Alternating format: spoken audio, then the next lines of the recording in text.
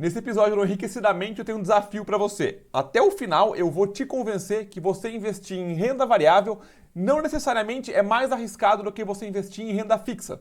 Perfeito? É um desafio grande, eu sei, mas fica aqui até o final que eu vou te desafiar de dois jeitos, um conceitual e um matemático. Comecemos do início, sem pegadinhas, para a gente fazer esse exercício nos 5, 6 minutos que eu tenho aqui para convencer você. Vamos lá! Primeiro de tudo, imagina uma carteira com só renda variável, ação, fundo imobiliário, ETF, criptomoeda, estoques, REITs do exterior, ouro, dólar, contra uma carteira com 100% de renda fixa, Tesouro Direto, CDB, RDB, CRI, CRA, tudo atrelado à renda fixa.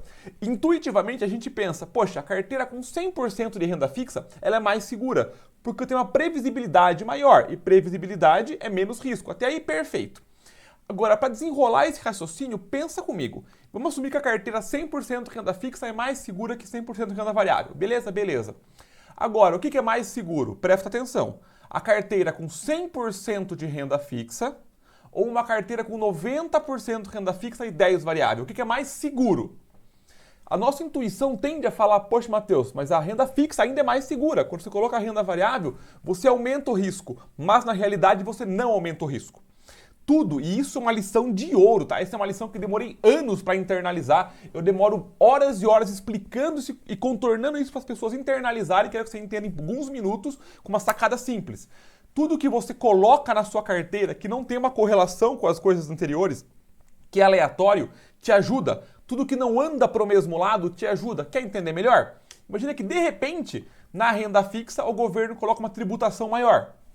Imagina que de repente a sua renda fixa pós-fixada, atrelada à Selic ou CDI, a inflação vai e estoura e passa, seu dinheiro perde poder real.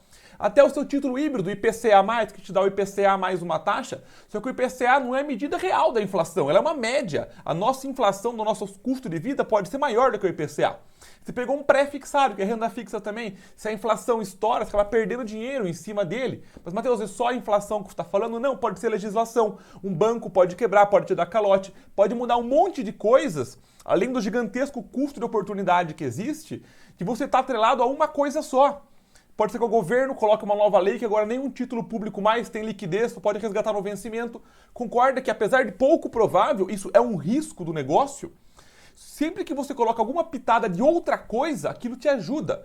Porque vai que de repente você ter um pouquinho de ações, você colocou 10% da sua carteira em fundo imobiliário, ações, dólar, ouro, criptomoeda, as ações que você colocou lá, elas estouram, elas vão muito bem, dão um retorno muito grande, aí você vende o lucro delas, joga na carteira de renda fixa, recuperou o valor nominal e deixa aquilo rodando. Vai que de repente, e de repente é uma coisa que acontece com frequência, as suas ações, que são a inflação, as empresas são a inflação, dão um retorno muito maior que a renda fixa, te dão mais conforto. Os fundos imobiliários, vai que o mercado imobiliário foi o único que sobreviveu. Vai que o ouro, que o dólar, que as criptomoedas fazem alguma coisa.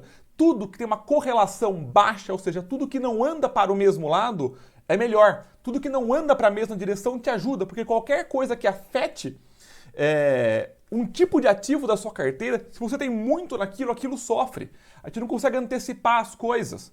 Pode ser uma regra de tributação nova, pode ser uma quebra catastrófica de uma série de bancos, pode ser qualquer coisa. Mas sempre que você concentra em uma coisa, por mais seguro que ela pareça, não tem sentido. É a mesma coisa que você pegar todo o seu dinheiro e colocar em um cofre só.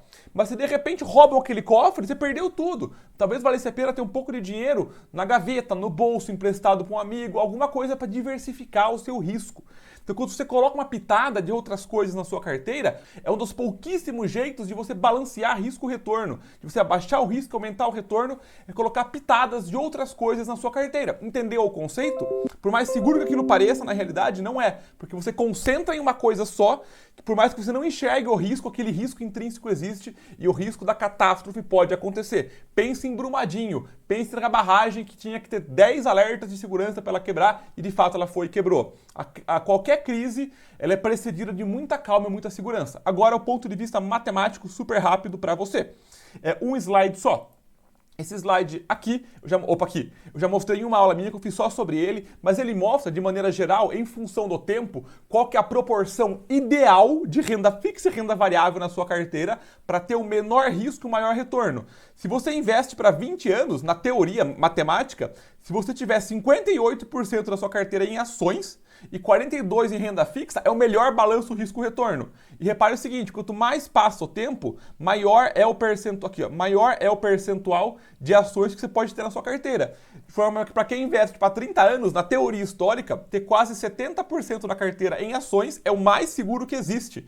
Simplesmente pelo fato que a renda fixa nem sempre ganha da inflação, os bancos podem quebrar, a legislação muda, a liquidez acontece, o custo de oportunidade.